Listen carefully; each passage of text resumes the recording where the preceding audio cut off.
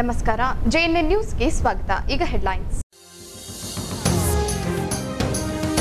ಲೋಕಸಭಾ ಸಮರಕ್ಕೆ ದಿನಗಣನೆ, ದಿನಾಂಕ ಪ್ರಕಟಿಸಿದ ಚುನಾವಣಾ ಆಯೋಗ.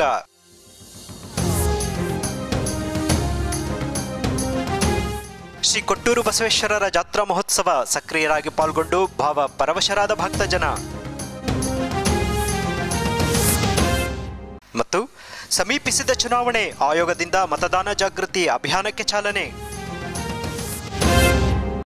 ವಾರ್ತೆಗಳ ವಿವರ.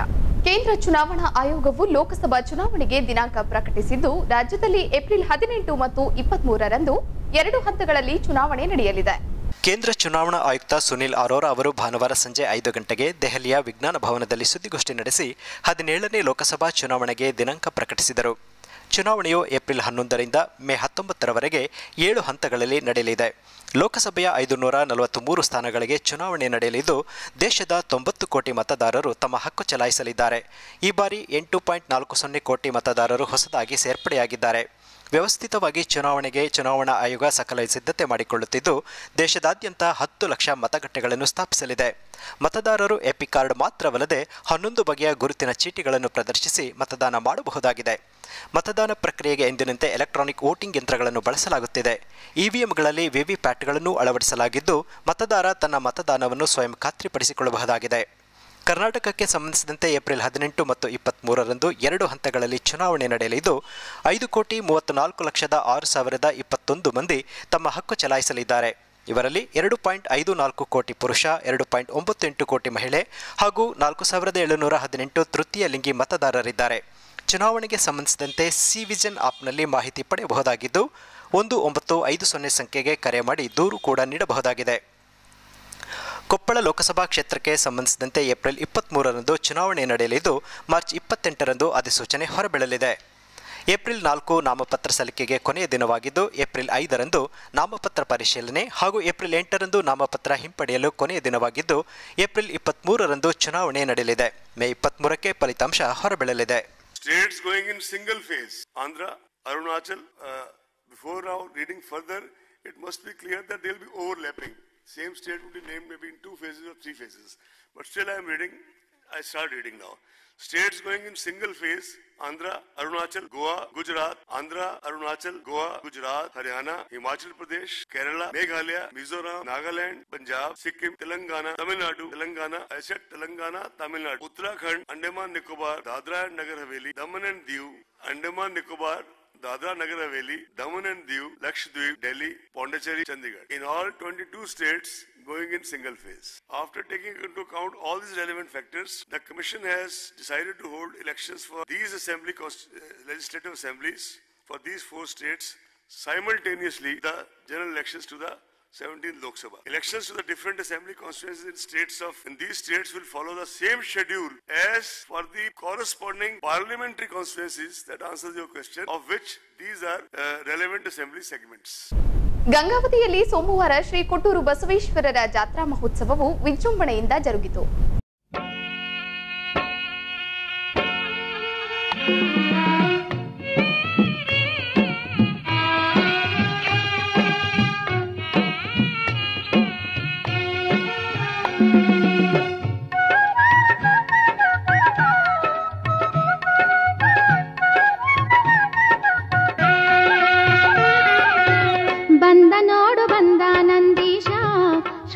ಬಸವೇಶನ ರೂಪ ತಾಳಿ ಬಂದ ನಂದೀಶ, ಬಂದ ನೋಡು ಬಂದ ನಂದೀಶ, ಶ್ರೀ ಗುರು ಬಸವೇಶನ ರೂಪ ತಾಳಿ ಬಂದ ನಂದೀಶ.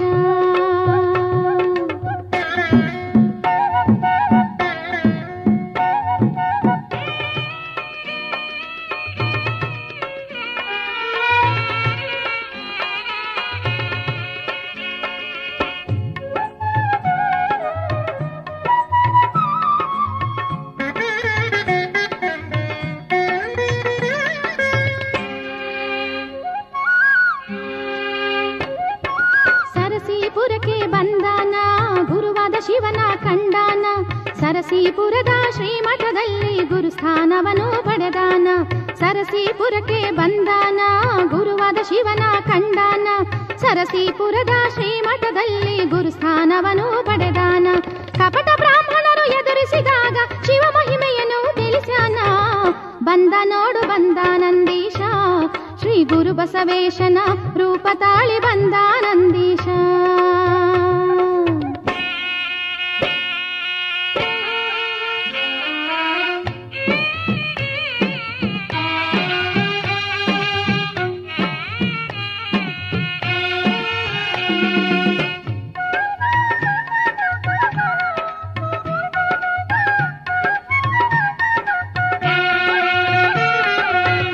ದರ್ಶನ ಮಾಡ್ಯಾನ, ಮನದಲ್ಲಿ ಶಿವನ ನೆನೆಸ್ಯಾನ, ಮಾನಸ ಪೂಜೆ ಮಾಡ್ಯಾನ, ಅನಂತ ಲೀಲೆಯ ತೋರ್ಯಾನ.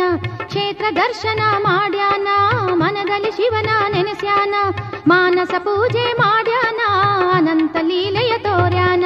ಶಿಖಾಪುರಿಯನು ಶಿವಪುರಿ ಮಾಡಲು ಕೊಟ್ಟೂರಿಗೆ ತಾ ಬಂದಾನ. ಬಂದ ನೋಡು ಬಂದ ನಂದೀಶ, ಶ್ರೀ ಗುರು ಬಸವೇಶನ ರೂಪ ತಾಳಿ ಬಂದ ನಂದೀಶ.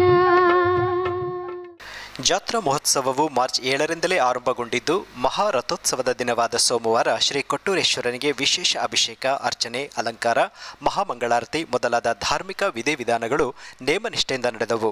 ತಾಲೂಕಿನ ವಿವಿಧೆಡೆಯಿಂದ ಸಹಸ್ರಾರು ಸಂಖ್ಯೆಯಲ್ಲಿ ಆಗಮಿಸಿದ ಭಕ್ತಜನ ಸರದಿ ಸಾಲಿನಲ್ಲಿ ತೆರಳಿ ಶ್ರೀ ಕೊಟ್ಟೂರು ಬಸವೇಶ್ವರನ ದರ್ಶನ ಪಡೆದು ಧನ್ಯತಾ ಭಾವ ಹೊಂದಿದರು. ಗಂಗಾವತಿಯ ಜುಲೈ ನಗರದ ಇಂದಿರಾ ಸರ್ಕಲ್ನಲ್ಲಿ ಪ್ರತಿಷ್ಠಾಪಿಸಲಾಗಿರುವ ಕುಡಿಯುವ ಶುದ್ಧ ನೀರಿನ ಅರವಟಿಗೆಯನ್ನು ಸೋಮವಾರ ಲೋಕಾರ್ಪಣೆಗೊಳಿಸಲಾಯಿತು. ಕರ್ನಾಟಕ ರಕ್ಷಣಾ ವೇದಿಕೆ ಪ್ರವೀಣ್ ಶೆಟ್ಟಿ ಬಣವು ಗಂಗಾವತಿಯ ಜುಲೈ ನಗರದ ಇಂದಿರಾ ಸರ್ಕಲ್ನಲ್ಲಿ ಸಾರ್ವಜನಿಕರ ಅನುಕೂಲಕ್ಕಾಗಿ ಸ್ಥಾಪಿಸಿರುವ ಕುಡಿಯುವ ಶುದ್ಧ ನೀರಿನ ಅರವಟಿಗೆಯನ್ನು ಸೋಮವಾರ ಲೋಕಾರ್ಪಣೆಗೊಳಿಸಲಾಯಿತು. ಈ ವೇಳೆ ವೇದಿಕೆಯ ಜಿಲ್ಲಾ ಅಧ್ಯಕ್ಷ ಪಂಪಣ್ಣ ನಾಯಕ, ನಗರ ಠಾಣಾ ಇನ್ಸ್ಪೆಕ್ಟರ್ ಉದಯರವಿ, ಪ್ರಮುಖರಾದ ಜೋಗದ ಹನುಮಂತಪ್ಪ ನಾಯಕ, ಯಂಕಪ್ಪ ಕಟ್ಟಿಮನಿ ಮೊದಲಾದವರು ಮಾತನಾಡಿ, ಬೇಸಿಗೆಯ ಬಿರುಬಿಸಿಲು ಜನ ಜೀವನವನ್ನು ಅಸಹನೀಯಗೊಳಿಸುತ್ತಿದ್ದು, ದಾಹ ತಣಿಸಲೆಂದು ಸ್ಥಾಪಿಸಿರುವ ಅರವಟಿಗೆಯ ಪ್ರಯೋಜನ ಹೊಂದಬೇಕು ಎಂದರು. ಸಂಘಟನೆಯವರು ಕೈಗೊಂಡಿರ್ತಕ್ಕಂಥ ಈ ಕಾರ್ಯ ಬಹಳಷ್ಟು ಶ್ಲಾಘನೀಯವಾಗಿರ್ತಕ್ಕಂಥದ್ದು. ನಮ್ಮ ನಾಡೆಲ್ಲ ಬಿಸಿಲಿನ ನಾಡು, ನಮ್ಮಲ್ಲಿರ್ತಕ್ಕಂಥದ್ದು ಬೇಸಿಗೆ, ಅತಿ ಬೇಸಿಗೆ. ಈ ಅತಿ ಬೇಸಿಗೆಯಲ್ಲಿ ಎಲ್ಲ ಬರ್ತಕ್ಕಂಥ ಎಲ್ಲ ಜನರು ಅವರಿಗೆ ನೀರಿನ ವ್ಯವಸ್ಥೆ ಮಾಡೋದು ಭಾಳಷ್ಟು ಪುಣ್ಯದ ಕೆಲಸ ಇದು. ಆಮೇಲೆ ಗಂಗಾವತಿಯಲ್ಲಿ ಇದೊಂದು ಪ್ರಮುಖ ಸರ್ಕಲ್ಲು. ಈ ಸರ್ಕಲಲ್ಲಿ ಹಳ್ಳಿಗರೇ ಜಾಸ್ತಿ ಜನ ಬರ್ತಿರ್ತಾರೆ. ದುಡ್ಡು ಕೊಟ್ಟು ಅವರಿಗೆ ನೀರನ್ನು ಕೊಂಡ್ಕೊಳ್ತಕ್ಕಂಥ ಶಕ್ತಿ ಇರೋದಿಲ್ಲ. ಅಂಥವರಿಗೆ ಶುದ್ಧವಾದ ನೀರಿನ ಘಟಕವನ್ನು ಮಾಡಿಬಿಟ್ಟು ನೀವು ಅವರಿಗೆ ಒದಗಿಸ್ಕೊಳ್ತಾ ಇರೋದು ಭಾಳಷ್ಟು ಶ್ಲಾಘನೀಯವಾಗಿರ್ತಕ್ಕಂಥ ಕೆಲಸ ಇದು. ಇಂಥ ಅತ್ಯುತ್ತಮವಾಗಿರ್ತಕ್ಕಂಥ ಕೆಲಸಗಳನ್ನು ಇದೇ ರೀತಿ ನಿಮ್ಮ ಸಂಘಟನೆ ವತಿಯಿಂದ ಮುಂದುವರಿಲಿ ಅಂತ ಹೇಳ್ತಾ, ಈ ಕೆಲಸ ಮಾಡಿರ್ತಕ್ಕಂಥ ಸಂಘಟನೆ ಎಲ್ಲ ಪದಾಧಿಕಾರಿಗಳಿಗೆ ಭಗವಂತ ಒಳ್ಳೆಯದನ್ನು ಮಾಡಲಿ ಅಂತ ಹೇಳ್ತಾ, ಈ ಜನಪರ ಕಾರ್ಯಗಳು ಇದೇ ರೀತಿ ಮುಂದುವರಿಲಿ ಅಂತ ಹೇಳ್ತಾ ನನ್ನ ಮಾತುಗಳನ್ನು ಮುಗಿಸ್ತೇನೆ. ವೇದಿಕೆ ವತಿಯಿಂದ ನಡೀತಕ್ಕಂಥ ಈ ನೀರಿನ ಅರವಟಿಕೆ ಕಾರ್ಯಕ್ರಮವನ್ನು ಉದ್ಘಾಟನೆ ಮಾಡಿರ್ತಕ್ಕಂಥ ನಮ್ಮ ಗಂಗಾವತಿಯ ನಗರದ PIS ಅವರಾಗಿರ್ತಕ್ಕಂಥ ಉದಯರವಿ ಸರ್ ಅವರೇ, ಹಾಗೂ ಪಂಪಣ್ಣ ನಾಯಕ್ ಅವರೇ, ಹಾಗೂ ನಮ್ಮ ಸಂಘಟನೆಯ ಎಲ್ಲ ಪದಾಧಿಕಾರಿಗಳೇ, ಯಂಕಪ್ಪ ಅವರೇ, ಇವತ್ತು ನಿಜವಾಗಲೂ ನಮ್ಮ ದೇಶದ ವೀರರ ಒಂದು ನೆನಪಿನಾರ್ಥವಾಗಿ ಮೊನ್ನೆ ನಡೆದಿರ್ತಕ್ಕಂಥ ಸರ್ಜಿಕಲ್ನಲ್ಲಿ ತೀರಿಕೊಂಡರು 42 ಜನ ಅವರ ನೆನಪಿನಲ್ಲಿ. ಮತ್ತು ಅತಿ ಬೇಸಿಗೆಯಲ್ಲಿ ಅತಿ ಬೇಸಿಗೆ, ಯಾಕಂದರೆ ಇವತ್ತು ತಾಲೇ 37 ಡಿಗ್ರಿ ನಿನ್ನೆ ಪಾಸಾಗಿದೆ, ಇದಾಗಿದೆ. ಹಾಗಾಗಿ ಅತಿ ಉಷ್ಣಾಂಶ ಹೆಚ್ಚಾಗ್ತಕ್ಕಂಥದ್ರಿಂದ ಮತ್ತು ಇದು ಭಾಳ ಗ್ರಾಮೀಣ ಭಾಗದಿಂದ ಬರ್ತಕ್ಕಂಥ ಜನರು ಇಲ್ಲಿ ಇಳಿತಾರೆ. ಈ ಸರ್ಕಲ್ನಲ್ಲಿ ಇದು ಇಂದಿರಾ ಗಾಂಧಿ ಸರ್ಕಲ್, ಜುಲೈ ನಗರ, ಭಾಳ ಏನಪ್ಪ ಅಂದರೆ ಜನರಿಗೆ ಅನುಕೂಲವಾಗಿರ್ತಕ್ಕಂಥ ಒಂದು ಪ್ಲೇಸ್ನಲ್ಲಿ ಒಳ್ಳೆಯ ಒಂದು ಪುಣ್ಯದ ಕೆಲಸ ಏನಪ್ಪ ಅಂದರೆ ಸಂಘಟಕರು ಮಾಡ್ತಾಯಿದ್ದೀರಿ. ಈ ಸಂಘಟಕರು ಇದೇನಪ್ಪ ಅಂದರೆ ಅಪ್ ಟು ಜೂನ್ವರೆಗೆ ಏನಪ್ಪ ಅಂದರೆ ಯಶಸ್ವಿಯಾಗಿ ಇರ್ತಕ್ಕಂಥ ಕೆಲಸವನ್ನು ಮಾಡಬೇಕು. ಅಲ್ಲಿವರೆಗೂ ಯಾಕಂದರೆ ಮಳೆ ಆಗೋದು ನಮ್ಮಲ್ಲಿ ಭಾಳ ಕಷ್ಟ. ಹಾಗಾಗಿ 4 ದಿವಸ ಮಾಡಿ ಬಿಡಬಾರ್ದು ಅಂತಕ್ಕಂಥ ಮನವಿ ಮಾಡೋದ್ರ ಜೊತೆಗೆ ಇದನ್ನು ಯಶಸ್ವಿ ಮಾಡ್ತಾರೆ ಅಂತಕ್ಕಂಥ ನಂಬಿಕೆ ಇದೆ. ಹಾಗಾಗಿ ನೀರನ್ನು ಇನ್ನೂ ಸ್ವಲ್ಪ ಹೈಟ್ ಮಾಡಿ ಇದ್ರ ಮೇಲೆ ಮುಗಿಸ್ಬೇಕು. ಗಡಿಗೆಗಳು ಇದು ಮಾಡಿದ್ರೆ ಚೆನ್ನಾಗಿರುತ್ತೆ. ಮಾಡಿರ್ತಕ್ಕಂಥದಕ್ಕೆ ಎಲ್ಲ ಸಂಘಟನೆಗಳಿಗೂ ಮತ್ತು ಪಂಪಣ್ಣವರಿಗೆ ಎಲ್ಲರಿಗೂ ನಾನು ವೈಯಕ್ತಿಕವಾಗಿ ಅಭಿನಂದನೆ ಹೇಳ್ತೀನಿ. ಕರ್ನಾಟಕ ರಕ್ಷಣಾ ವೇದಿಕೆ ವತಿಯಿಂದ ಇವತ್ತಿನ ನೀರಿನ ಅರವಟ್ಟಿಗೆ ಪ್ರಾರಂಭಗೊಂಡಿದೆ.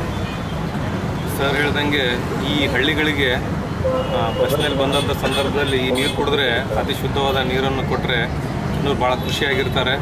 ಒಳ್ಳೆ ಹೋಗಿ ಬಂದು ಮತ್ತು ಇಲ್ಲೇ ಕುಡಿಬೇಕು ಅನ್ನೋದು ಕುಡಿದು ಅಂಥ ಸಂದರ್ಭದಲ್ಲಿ ಒಳ್ಳೆಯ ಪ್ಲೇಸನ್ನು ಒಳ್ಳೆಯದೇ ಸೆಲೆಕ್ಟ್ ಮಾಡಿದ್ದಾರೆ. ಈ ಸಂಘಟನೆಗಳಿಗೂ ರಕ್ಷಣಾ ವೇದಿಕೆ ಅಧ್ಯಕ್ಷರಿಗೂ ಹಾಗೂ ಇಲ್ಲಿ ಬಂದಂಥ ಉದ್ಘಾಟನೆ ಇವತ್ತೇ ನಾವು ಚಾಲನೆ ಕೊಟ್ಟಿವಲ್ಲ, ಆಗ ಪ್ರತಿಯೊಂದು ಎಲ್ಲ ಕಡೆ ಸರ್ಕಲಲ್ಲಿ ಇದೇ ಥರ ಎಲ್ಲ ಸಂಘಟನೆದವರು ಮುಂದೆ ಬಂದು ಪ್ರತಿಯೊಂದು ಸರ್ಕಲ್ಲಿಗೆ ಆದಾಗ ಮಾತ್ರ ನಮ್ಮ ಗಂಗಾವತಿಗೆ ಬಂದ್ರೂ ಇಲ್ಲಿ ಲಾಸ್ಟಿಗೆ ಹೆಸರು ಗಂಗಮ್ಮ ಅಂತ ಏನು ಹೆಸರು ಉಳಿಸಿದ್ದೀವಲ್ಲ ಅದನ್ನು ನಾವು ನಡೆಸ್ಕೊಂಡು ಹೋಗ್ತೀವಿ ಅಂತೇಳಿ ನಮ್ಮ ಕೈಲಾದಷ್ಟು ಪ್ರತಿ ವರ್ಷ ನಾವು ಮಾಡ್ತಾಯಿದ್ದೀವಿ. ಈ ವರ್ಷ ಎಷ್ಟು ಸಾಧ್ಯ ಆಗ್ತಾವೋ ಅಷ್ಟು ನಾನು ಇಲ್ಲಿ ಭರವಸೆ ಕೊಟ್ಟು ಮತ್ತು ಯಶಸ್ವಿಯಾಗಿ ನಡೆಸ್ಕೊಡ್ಲಿ ಅಂತೇಳಿ ಏನು ನಾವು ಅಕ್ಟೋಬರ್ ಮೇ ಜೂನ್ ತನಕ ಹೇಳಿದಾರಲ್ಲ ಅಲ್ಲಿಗಾಗಿ ಎಲ್ಲರೂ ಮಾಡ್ತೀರಿ. ಆಟೋ ಚಾಲಕರು ಎಲ್ಲರೂ ಇದನ್ನು ಪ್ರತಿ ವರ್ಷ ಅಚ್ಚುಕಟ್ಟಾಗಿ ಮಾಡಿದ್ರೆ ಅದೇ ಕಂಟಿನ್ಯೂ ಮಾಡಲಿ ಅಂತೇಳಿ ನಾನು ನನ್ನ ವೈಯಕ್ತಿಕವಾಗಿ ನನ್ನ ಸಂಘಟನೆ ಪರವಾಗಿ ಶುಭಾಶಯ ಹೇಳ್ಕೊಡ್ತೇನೆ. ಊರಿಂದ ಬಂದಂಥ ಜನಗಳಿಗೆ ಹೆಚ್ಚಾಗಿ ಹಳ್ಳಿಯಿಂದ ಬರ್ತಕ್ಕಂಥ ಜನರಿಗೆ ಅನುಕೂಲವಾಗೋ ರೀತಿಯಲ್ಲಿ ಕರ್ನಾಟಕ ರಕ್ಷಣಾ ವೇದಿಕೆ ಪ್ರವೀಣ್ ಕುಮಾರ್ ಶೆಟ್ಟಿ ಮಾಡೋದ್ರಿಂದ ಇದು 9ನೇ ವರ್ಷ ಸತತವಾಗಿ ನಾವು ನೀರಿನ ಸೇವೆ ಮಾಡ್ಕೊಂತ ಬರ್ತೀವಿ. ಇದಕ್ಕೆ ನಮ್ಮ ಸಾಥ್ ಹೆಚ್ಚಾಗಿ ನಮ್ಮ ಆಟೋ ಚಾಲಕರು ತಮ್ಮ ಪಕ್ಕಡಿಂದ 10 ರೂಪಾಯಿ ತೆಗೆದು ಜಮಾ ಮಾಡಿ ನಾವು ಯಾರ ತಕ್ಕ ದಾನಿ ಇಸಲಾರ್ದಂಗೆ ನಮ್ಮ ಸ್ವಂತ ರೊಕ್ಕಲೇ ನಾವು ಒಂದು 8-9 ಸಾವಿರ ರೂಪಾಯಿ ಕಲೆಕ್ಟ್ ಮಾಡ್ಕೇಸಿ 9 ವರ್ಷದಿಂದ ಮಾಡ್ಕೊಂತ ಬಂದಿದ್ದೀವಿ. ನಾವು ಈ ಸೇವೆ ಹೆಂಗಪ್ಪ ಅಂದರೆ ನಾವು ಒಬ್ಬರೇ ಮಾಡಿದ್ರಲ್ಲ, ಪ್ರತಿಯೊಂದು ಸಂಘಟನೆಗಾರರು ಮತ್ತು ಜವಾಬ್ದಾರಿಗಳು ಪ್ರತಿಯೊಂದು ಸರ್ಕಾರದಲ್ಲಿ ಮಾಡಬೇಕು. ಯಾಕಂದರೆ ಈಗ ಬೇರೆ ಬಂದ ಹೆಣ್ಮಕ್ಳಿಗೆ ಭಾಳ ತ್ರಾಸ ಆಗ್ತದೆ. ಹೆಣ್ಮಕ್ಳಿಂದ ಮಕ್ಳು ಇರ್ಬೋದು, ಹೋಟ್ಲಾಗ ನೀರು ಹೋದರೆ ಏನೋ ತಿಂಡಿ ತಿಂದರೆ ಮಾತ್ರ ನೀರು ಕೊಡ್ತಾರೆ, ಇಲ್ಲದ್ರೆ ನೀರು ಕೊಡೋಂಗಿಲ್ಲ.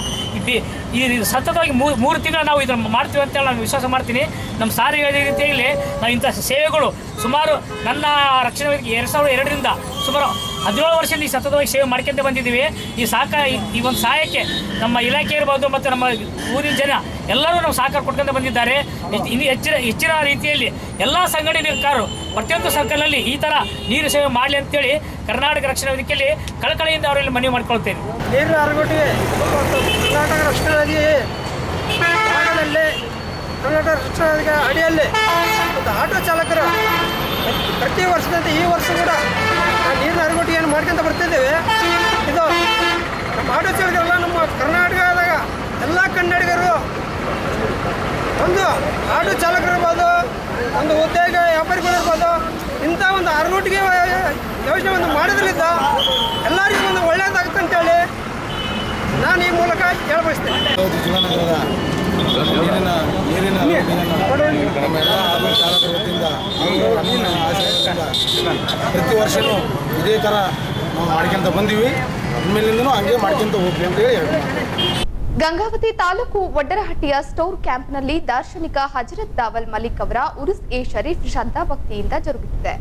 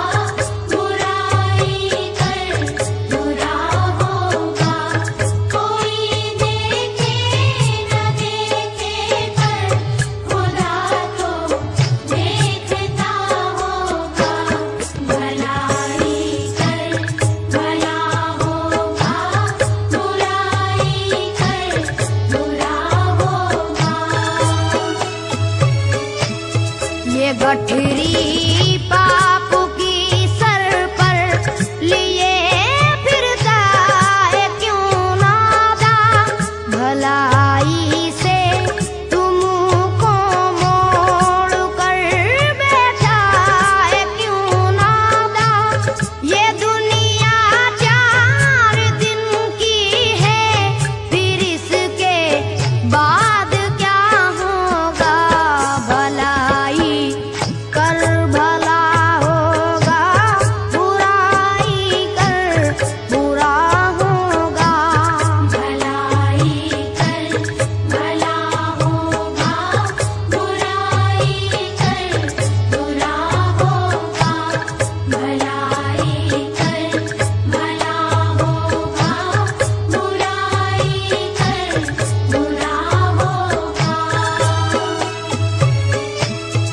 अभी जितना बिजी चाहे लगा ले आग पानी में, एक ऐसा वक्त भी आएगा तेरी जिंदगानी में, ना होगा कोई तेरा बस उसी का आसरा होगा, भलाई कर भला होगा, बुराई कर बुरा होगा, भलाई कर भला होगा, बुराई कर बुरा होगा, भलाई कर भला होगा, बुराई कर बुरा होगा।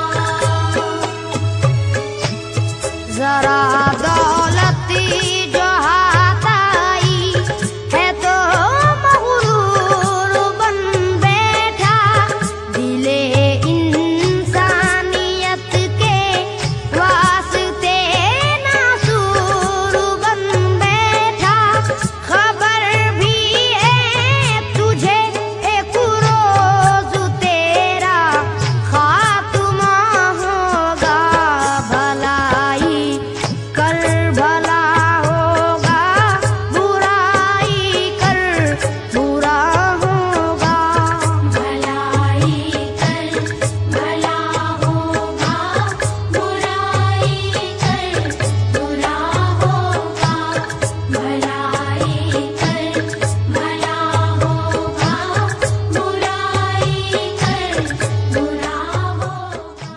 ಗಂಗಾವತಿ ತಾಲೂಕು ಒಡ್ಡರಹಟ್ಟಿಯ ಸ್ಟೋರ್ ಕ್ಯಾಂಪ್ನಲ್ಲಿ ಮಾರ್ಚ್ 10ರ ಭಾನುವಾರದಿಂದ ದಾರ್ಶನಿಕ ಹಜರತ್ ದಾವಲ್ ಮಲಿಕ್ ಅವರ ಉರುಸ್ ಆರಂಭಗೊಂಡಿದ್ದು, ಭಾನುವಾರ ಗಂಧ ಕಾರ್ಯಕ್ರಮ ಹಾಗೂ ಸೋಮವಾರ ಉರುಸ್ ಶ್ರದ್ಧಾ ಭಕ್ತಿಯಿಂದ ಜರುಗಿತು.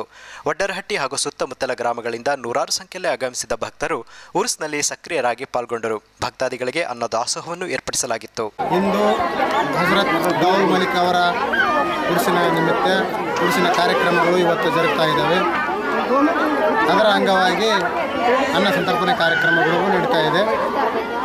ದಾವಲ್ ಮಲಿಕ್ ಅಜ್ಜ ಆಶೀರ್ವಾದದಿಂದ ಮುಂದಿನ ದಿನಮಾನದಲ್ಲಿ ಮಳೆ ಬೆಳೆ ಒಳ್ಳೆಯದಾಗಲಿ ಅಂತೇಳಿ ನಾಡಿನ ಜನತೆಗೆ ಶುಭ ಕೋರುತ್ತಾ, ದಾವಲ್ ಮಲಿಕ್ ಅವರ ಉರುಸಿನ ನಿಮಿತ್ತವಾಗಿ ಭಕ್ತಾದಿಗಳು ಹೆಚ್ಚಿನ ಪ್ರಮಾಣವಾಗಿ ಮುಂದೆ ಬರಲಿ ಅಂತೇಳಿ ಅವರಲ್ಲಿ ಬೇಡಿಕೊಳ್ಳುತ್ತಾ, ಹಾಗೂ ಕೆಲಸ ಕಾರ್ಯಕ್ಕೆ ಹೆಚ್ಚಿನ ಮಟ್ಟಿಗೆ ದಾನಿಗಳು ಕೊಡಲಿ ಬರಲಿ ಅಂಥೇಳಿ ದಾವಲ್ ಮಲಿಕ್ ಅವರ ಆಶೀರ್ವಾದ ಅವ್ರ ಮೇಲೆ ಇರಲಿ ಅಂಥೇಳಿ ನಾಡಿನ ಜನತೆಗೆ ದಾವಲ್ ಮಲಿಕನ ಉರುಸಿನ ಶುಭಾಶಯಗಳನ್ನು ಹೇಳುತ್ತಾ ನಮ್ಮ 4 ನಿಮಿಷಗಳು. ಕೊಪ್ಪಳ ಜಿಲ್ಲೆ ಗಂಗಾವತಿ ತಾಲೂಕು ಒಡ್ಡಟ್ಟಿ ಕ್ಯಾಂಪಿನ ಗುಡ್ಡದ ಕ್ಯಾಂಪ್ ಏರಿಯಾದಲ್ಲಿರುವಂಥ ಹಜರತ್ ದಾವಲ್ ಮಲಿಕ್ ಅವರ 12ನೇ ವರ್ಷದ ಉರುಸ್ ಕಾರ್ಯಕ್ರಮ ಇಂದು ನೆರವೇರ್ತಾ ಇದೆ. ನಿನ್ನೆ ರಾತ್ರಿ ವಿಜೃಂಭಣೆಯಿಂದ ಗಂಧದ ಮೆರವಣಿಗೆ ನಡೆದಿದೆ. ಇವತ್ತು ಸಾವಿರಾರು ಭಕ್ತರ ಸಮಕ್ಷಮದಲ್ಲಿ ಉರುಸಿನ ಕಾರ್ಯಕ್ರಮ ನಡೆಯುತ್ತಿದ್ದು, ಗಂಗಾವತಿ ಮತ್ತು ಸುತ್ತಮುತ್ತಲಿನ ಗ್ರಾಮಸ್ಥರಿಗೆ ದಾವಲ್ ಮಲಿಕ್ ದೇವರಿಂದ ಎಲ್ಲರಿಗೂ ಒಳ್ಳೆಯದಾಗ್ತಾ ಇದೆ. ಇಲ್ಲಿ ಸಾವಿರಾರು ಜನ ಪ್ರತಿ ವರ್ಷ ಸಾವಿರಾರು ಜನ ಬರ್ತಾ ಇದ್ದಾರೆ.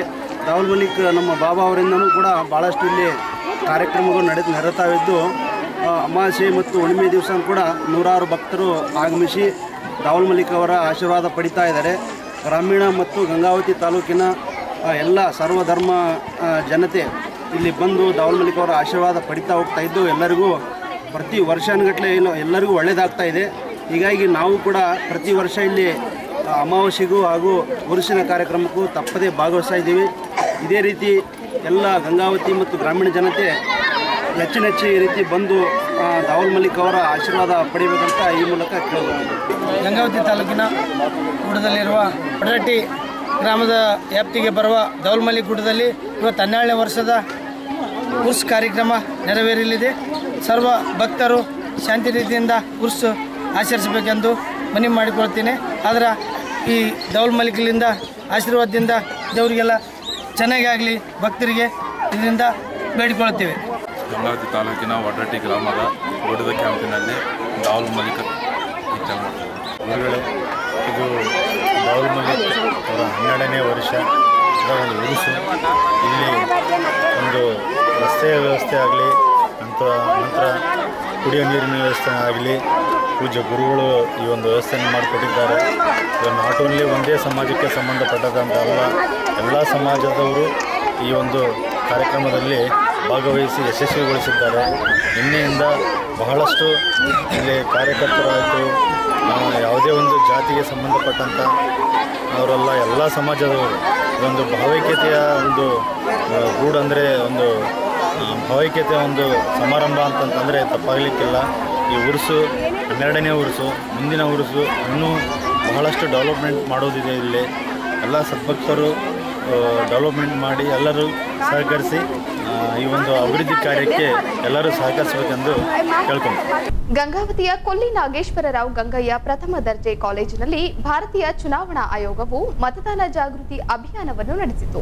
ಈ ಸಂಬಂಧ ಆಯೋಜಿತವಾಗಿದ್ದ ವೇದಿಕೆ ಕಾರ್ಯಕ್ರಮದಲ್ಲಿ ಚುನಾವಣಾ ವಿಭಾಗದ ಅಧಿಕಾರಿ ಮಾರೆಪ್ಪ ಅವರು ಮಾತನಾಡಿ, ಪ್ರಜಾಪ್ರಭುತ್ವ ವ್ಯವಸ್ಥೆಯಲ್ಲಿ ಮತದಾನವು ಸಂವಿಧಾನ ನೀಡಿರುವ ಮಹತ್ವದ ಹಕ್ಕಾಗಿದ್ದು, ಸರ್ವರು ಮತದಾನ ಪ್ರಕ್ರಿಯೆಯಲ್ಲಿ ಸಕ್ರಿಯರಾಗಿ ಪಾಲ್ಗೊಂಡು ತಮ್ಮ ಹಕ್ಕು ಚಲಾಯಿಸಬೇಕು ಎಂದರು.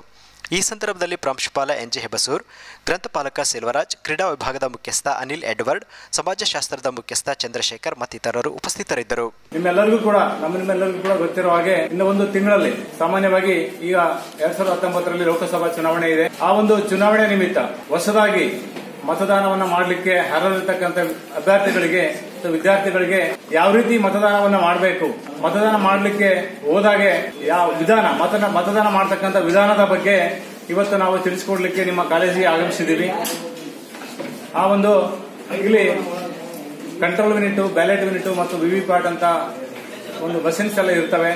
ಅಲ್ಲಿ ನೀವು ಬೂತ್ ವೋಟಿಂಗ್ ಕಾಂಪಾರ್ಟ್ಮೆಂಟ್ ನಲ್ಲಿ ಹೋದಾಗೆ ಯಾವ ರೀತಿ ಮತದಾನ ಮಾಡತಕ್ಕಂಥದ್ದಿದೆ, ಮತದಾನ ಮಾಡಿದ ಮೇಲೆ ನೀವು ಹಾಕಿರ್ತಕ್ಕಂಥ ಯಾವುದೇ ಒಂದು ಪಕ್ಷಕ್ಕೆ ನೀವು ಮತವನ್ನು ಹಾಕಿದಾಗೆ ಅದು ಅದೇ ಪಕ್ಷಕ್ಕೆ ಹೋಗಿದೆ ಅಂತಕ್ಕಂಥ ಕನ್ಫರ್ಮ್ ಮಾಡ್ಕೊಳ್ಳಿಕ್ಕೆ ವಿವಿಪ್ಯಾಟ್ ಕೂಡ ಇರುತ್ತೆ. ಅದನ್ನ ಅಲ್ಲಿ ನೀವು ಡಿಸ್ಪ್ಲೇ ಆಗುತ್ತೆ. ನಿಮ್ಮ ಒಂದು ಮತವನ್ನು ಚಲಾಯಿಸಿರ್ತಿರಲ್ಲ, ಆ ಮತದ ಒಂದು ವಿವಿಪ್ಯಾಟ್ ನಲ್ಲಿ ಚಲಾವಣೆ ಆಗಿರುತ್ತೆ. ಅದನ್ನು ಕೂಡ ನೀವು ಅಲ್ಲಿ ನೋಡಬಹುದು.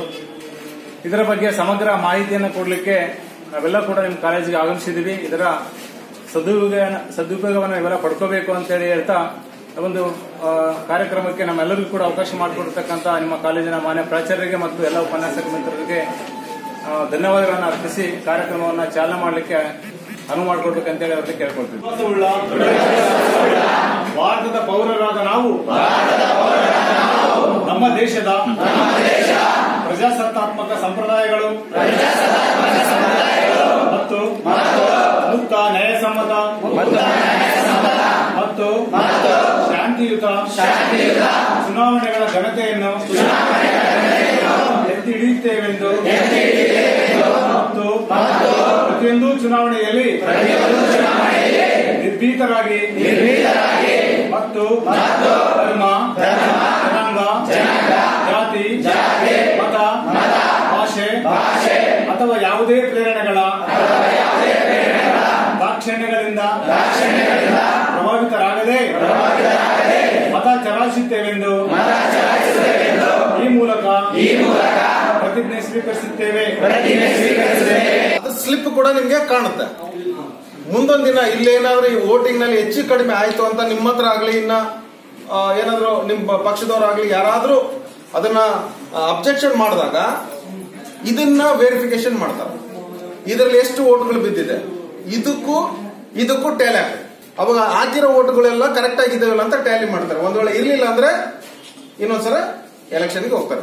ಆ ಒಂದು ಡೌಟ್ ಕ್ಲಿಯರ್ ಆಗೋದಕ್ಕೆ ಈ ವಿವಿಪ್ಯಾಟ್ ಅನ್ನ ಇಂಟ್ರೊಡ್ಯೂಸ್ ಮಾಡಿದ್ದಾರೆ.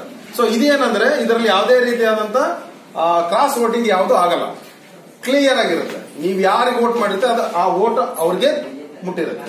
ಅರ್ಥ ಆಯ್ತಾ? ಇಲ್ಲಿ ಕೊಟ್ಟಿರೋದು ಕೆಲವೊಂದು ಮಾಡೆಲ್ ಚಿಹ್ನೆಗಳಿದೆ, ಪಕ್ಷದ ಚಿಹ್ನೆಗಳಿಲ್ಲ. ಇಲ್ಲಿ ಮಾಡೆಲ್ ಸಲುವಾಗಿ ಒಂದು ಬೇರೆ ಚಿಹ್ನೆಗಳದ್ದು ಇದೆ. ಇಲ್ಲಿ ನೆಕ್ಸ್ಟ್ ಎಲೆಕ್ಷನ್ ಅಲ್ಲಿ ಏನಿರುತ್ತೆ ಅಂದ್ರೆ ಇಲ್ಲಿ ರಾಷ್ಟ್ರೀಯ ಪಕ್ಷಗಳ ಚಿಹ್ನೆಗಳಿರುತ್ತೆ. ಅಂದ್ರೆ ನಿಮ್ಮ ಈ ಒಂದು MP ಈ ಒಂದು ಕಾನ್ಸ್ಟಿಟ್ಯೂನ್ಸಿಯಲ್ಲಿ ಯಾವ್ಯಾವ ಅಭ್ಯರ್ಥಿಗಳು ನಿಂತಿದ್ದಾರೆ ಆ ಅಭ್ಯರ್ಥಿಗಳ ಹೆಸರು ಇರುತ್ತೆ, ಅವ್ರದ್ದು ಚಿಹ್ನೆಗಳಿರುತ್ತೆ. ಇಂಡಿಪೆಂಡೆಂಟ್ ಇದ್ರೆ ಬೇರೆ ಬೇರೆ ತರ ಚಿಹ್ನೆಗಳಿರುತ್ತೆ. ರಾಷ್ಟ್ರೀಯ ಪಕ್ಷಗಳಾದ್ರೆ ರಾಷ್ಟ್ರೀಯ ಪಕ್ಷಗಳದ್ದು ಚಿಹ್ನೆಗಳಿರುತ್ತೆ. ನಿಮಗೆ ಯಾವ್ದು ಬೇಕು ಅದನ್ನ ಅದ್ರ ಮುಂದೆ ಈ ನೀಲಿ ಬಟನ್ ಇರುತ್ತೆ. ಈ ನೀಲಿ ಬಟನ್ ಅನ್ನ ನೀವು ಪ್ರೆಸ್ ಮಾಡಬೇಕು. ಅರ್ಥ ಆಯ್ತಾ? ಇದನ್ನ ಈ ರೆಡ್ ಬಟನ್ ಆಗ್ಲಿ, ಈ ಕಡೆ ಸೈಡ್ ಆಗ್ಲಿ, ಈ ನೀಲಿ ಬಟನ್ಗಳು ಕಾಣಿಸುತ್ತಾ? ನೀವು ಪ್ರೆಸ್ ಮಾಡಿದ್ಮೇಲೆ ರೆಡ್ ಲೈಟ್ ಬ್ಲಿಂಕ್ ಆಗುತ್ತೆ. ಈ ರೆಡ್ ಲೈಟ್ ಬ್ಲಿಂಕ್ ಆಗುತ್ತೆ. ಈಗ ಎಲ್ಲರೂ ವೋಟ್ ಮಾಡ್ರಿ, ನಿಮ್ಗೆ ಗೊತ್ತಾಗುತ್ತೆ. ಪ್ರಾಕ್ಟಿಕಲಿ ನೀವು ಪ್ರಾಕ್ಟೀಸ್ ಮಾಡ್ರಿ, ಸರಿನಾ? ಈಗ ಸೌಂಡ್ ಬರುತ್ತಲ್ಲ, ಇವಾಗ ನಿಮ್ಮ ವೋಟ್ ಕಾಸ್ಟ್ ಆಯ್ತು ಅಂತ ಅರ್ಥ. ಇವಾಗ ನಿಮ್ಮ ವೋಟ್ ಆಯ್ತು ಅಂತ ಅರ್ಥ.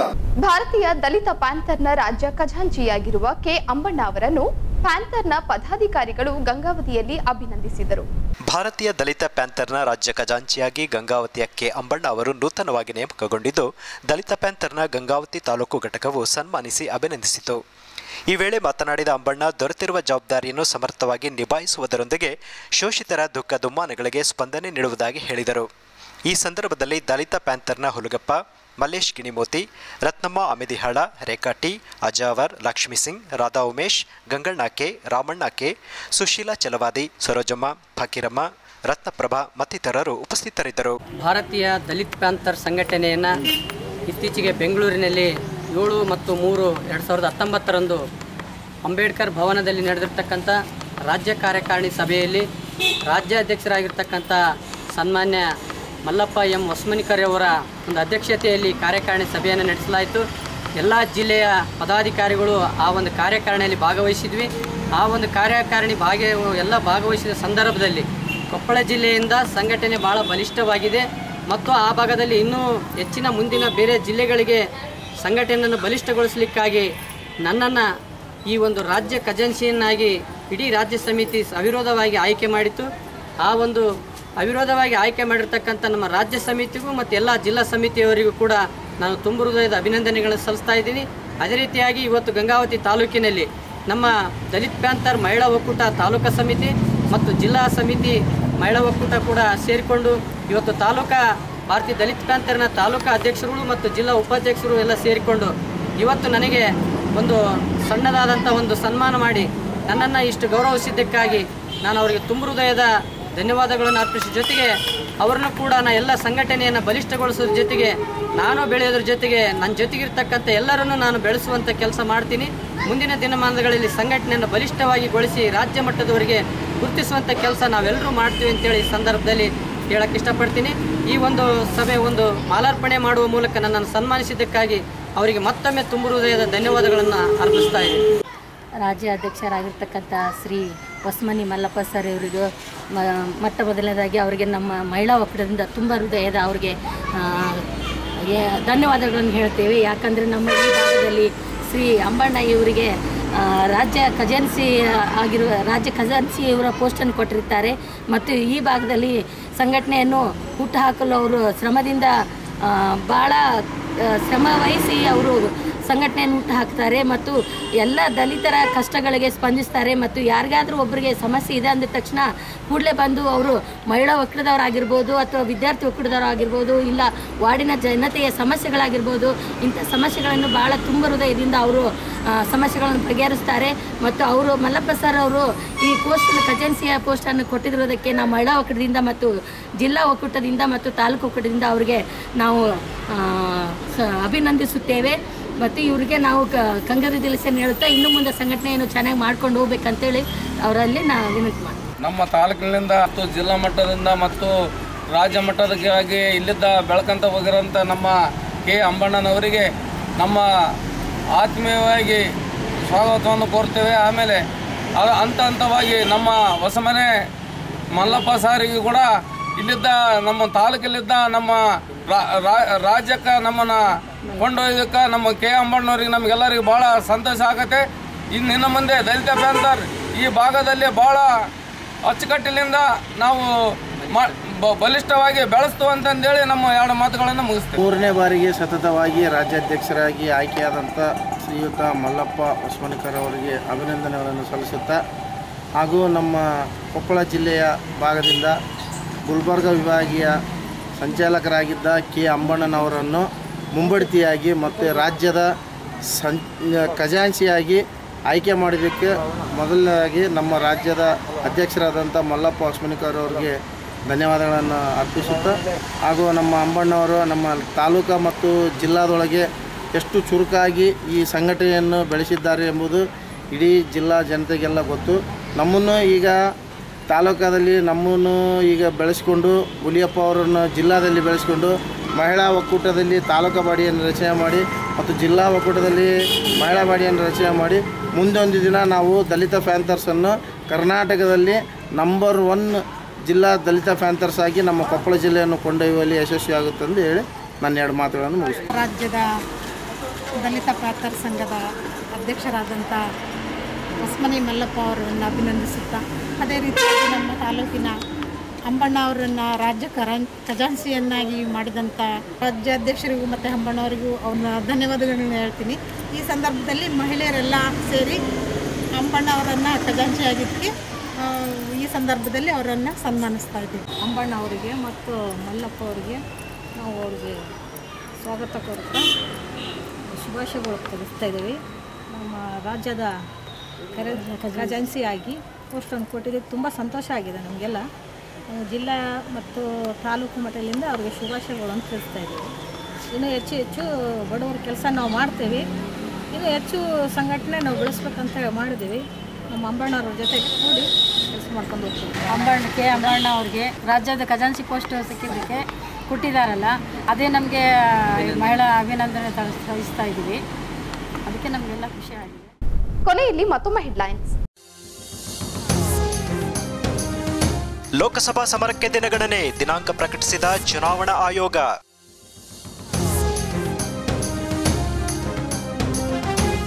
ಶ್ರೀ ಕೊಟ್ಟೂರು ಬಸವೇಶ್ವರರ ಜಾತ್ರಾ ಮಹೋತ್ಸವ, ಸಕ್ರಿಯರಾಗಿ ಪಾಲ್ಗೊಂಡು ಭಾವ ಪರವಶರಾದ ಭಕ್ತಜನ.